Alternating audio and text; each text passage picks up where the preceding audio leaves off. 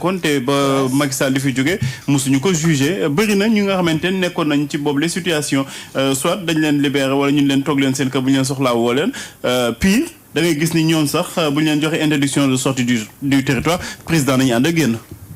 xam nga cette histoire de la CREI là. Oui. Ça a été très très mal mené. C'est-à-dire c'était plutôt des règlements de compte plutôt que reddition de compte.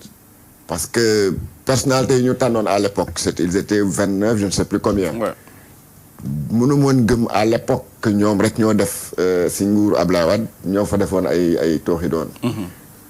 liste boobu bu mu génnee c'était pourquoi c'était pour contraindre ces gens-là à se mettre au pas ou bien à venir rejoindre Macky Sall te on l'a vu si ñooñu ñëpp ñu cité woon noonu cité nga si ay comment il s'appelle le gars de Dagana là Oumar Sarr. Oumar Sarr oui. Samuel Sarr gars yi bëri woon nañu. oui Ousmane Ngom gars yooyu yëpp.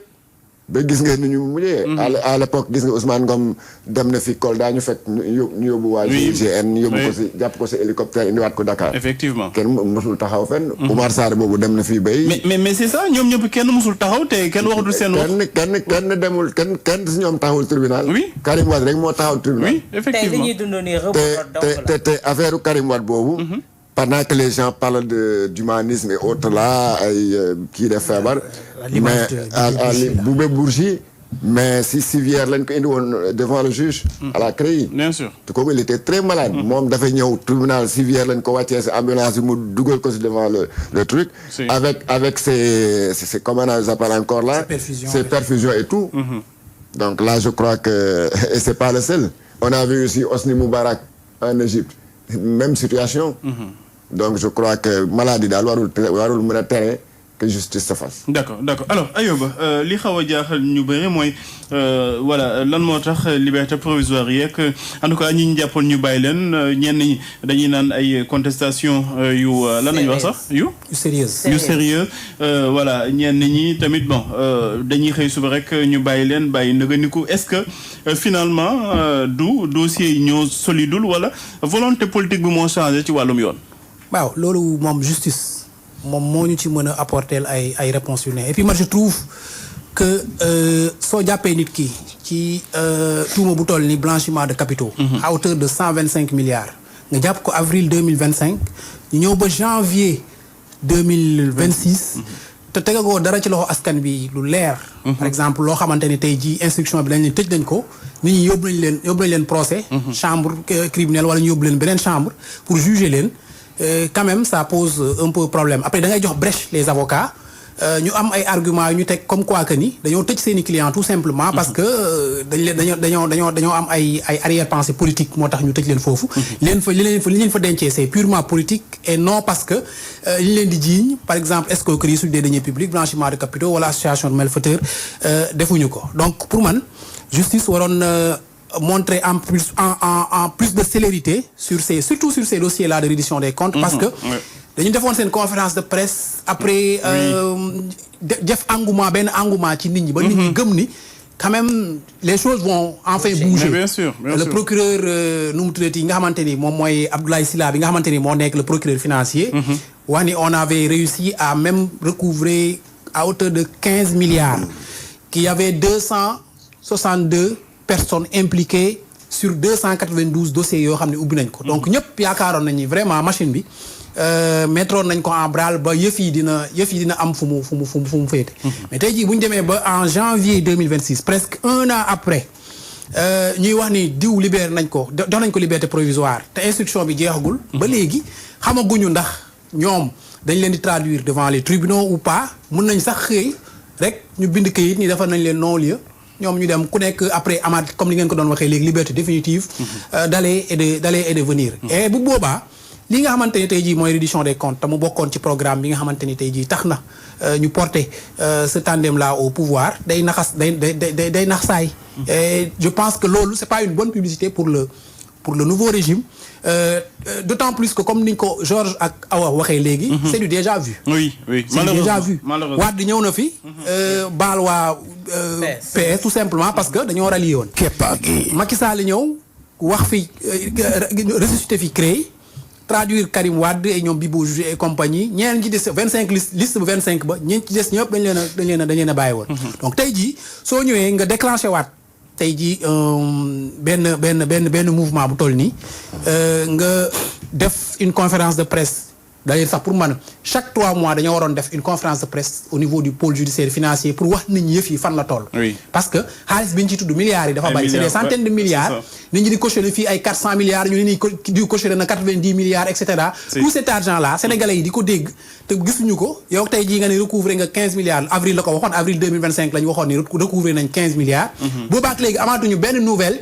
ci dossiers yi fan la toll ci 292 dossiers yi ñu waxoon fan la toll 262 personnes yi ñu arrêté woon ñan lañ ci libéré ñan lañ ci defal non-lieu ñan lañ ciy traduit devant la justice. kenn xamul yëf yi fan la toll tey jii dañoo xëy rek ñu ne ñi Cour suprême jox na liberté provisoire Farba Ngom ak ki nga xamante ni tey jii mooy Tahirou Sarr te jusqu'à présent duggaguñu pour man dans le fond.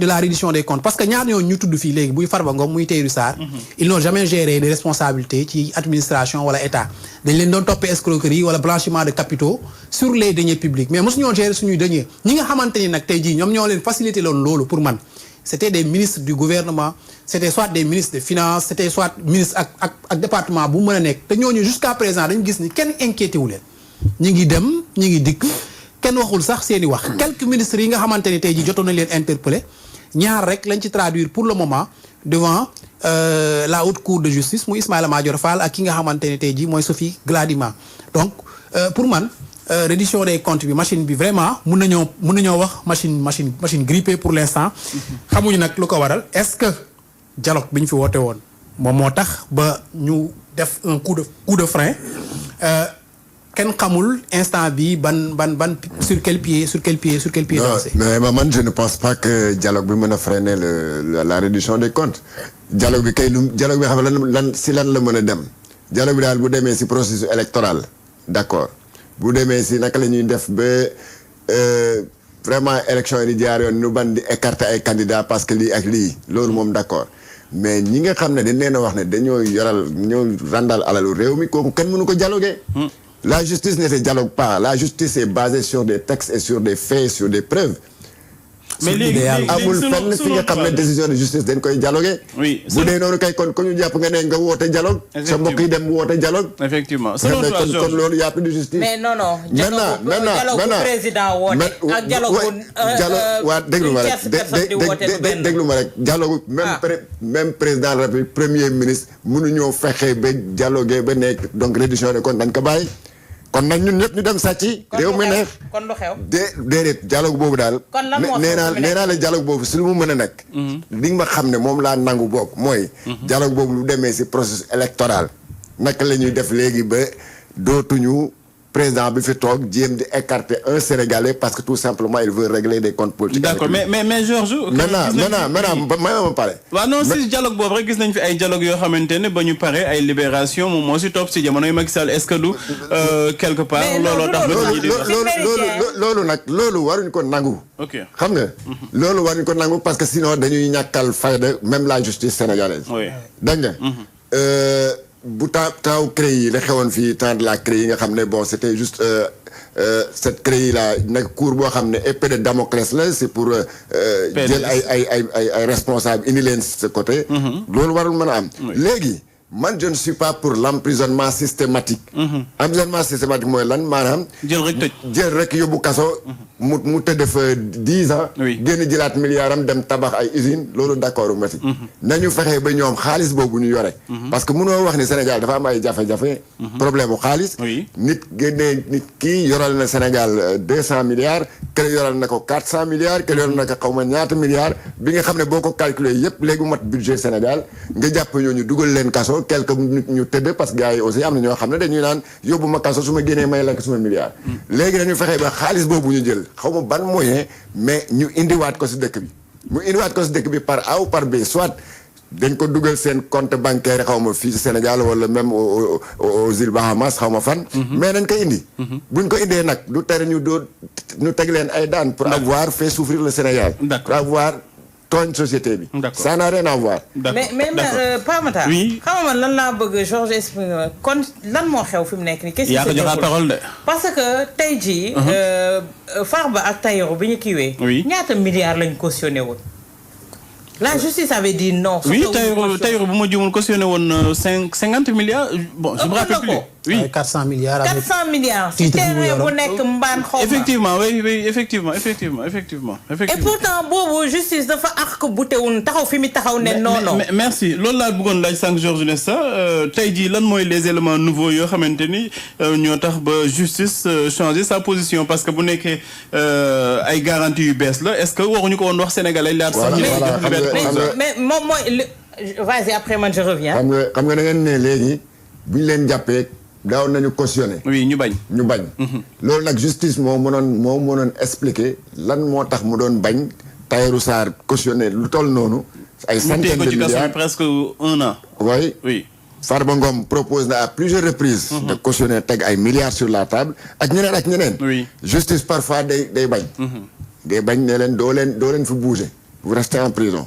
léegi nag loolu c'est justice rek moo xam lu tax mu jël décision boobu moo xam tamit ban élément nouveau la si mën a am entre temps ba mën a ne voilà j'accepte votre cautionnement. souvent bu ñuy bañ ñaaree tax subordination de témoin wala nga bañ a am ay garantie de représentativité. voilà mais tout le monde sait que ñoom ñaar ñëpp ils ont des garanties de représentativité. bon maintenant moo tax ma ne la yaakaaruma nag te bëgguma nangu ne seen état de santé moo tax ñu obtenir la liberté provisoire. d'accord Awa Diop. léegi seen état de santé mayu leen ñu recouvrer la liberté ah. Ayoba wax na ko léegi instruction bi ba léegi en cours. amaguñ ci benn élément probant bu tax ñu ne tey ñii lii moo tax ñu may leen liberté conditionnelle léegi man sur quelle base xam nga justice bi mu dañu jàkkaarloo taskatu xibaar yi procureur yi toog jàkkaarloo askan bi expliquer les dossiers. mais les libérations à répétition si ñuy toppoon ci reddition des comptes mais la justice nous doit benn face à face avec la presse pour nous expliquer également le pourquoi. Parce que bu fekkee ne y a une main politique derrière mi ngi continuer di décrédibiliser la justice pour dire que la justice est à la merci d'eux te ñoom defe naa ne waruñu ko nangu war nañ jàkkaarloo askanu Sénégal wax leen le pourquoi de cette libération là. parce que tey Pape. yow nga toll ci état boo xam te ne problème économique nga am pour renflouer say caisses c'est tout un problème. Tu vois quelqu'un qui peut cautionner 400 milliards voire plus ngeen bañ. non dañu téye caution bi téye ko ci kaso bi. tey ñooñu nga bàyyi leen ñu dem seen yoon. léegi ñun lan moo ci askan wi fi mu nekk lan moo ci doon seen ngañaay. nga toog fi dégg le premier ministre Ousmane Sonko le président de Pastef la doon waxee bi mu demee Méridien. ne au nom d'un prétendu dialogue ñu suspendre reddition des comptes mu toogaat assemblée nationale ne di topp ay dossiers 50 millions te bàyyi fait des dossiers à milliards. mais loolu yëpp c'est là c'est tout c'est vraiment fraîche quoi loo xamante ne yàggul. léegi tey on se lève un beau jour rek ñu ne ñu diw ak diw libéré nañ leen te pourtant ñooñu si li doon peser si ñoom. peser wul ci kaw kenn. liñ leen doon toppee ci ay milliards topp ñu ko ci kenn. sans explication quoi. d'accord nga bàyyi ay nit. ñu dem seen yoon moo tax ma ne Pape Matar. oui. nañu bàyyi Moustapha Diop mu ñibbi. ak nañu bàyyi Tabaski Ngom mu ñibbi. Mahmadan nañ ko bàyyi mu ñibbi Seynabou Ndiaye nañ ko bàyyi mu ñibbi. waaw nee rek nañu ubbi kaso yi ñëpp ñibbi. parce que nañu si xam nga lu tax Pape Matar lii am nii man du mesure dissuasive pour ñi fi toog tey ci nguur gi. d'accord parce que dañu naan. sàcckatu 100 000 francs ba 40 000 francs bi. c'est ça kooku moom mun na aller croupir en prison.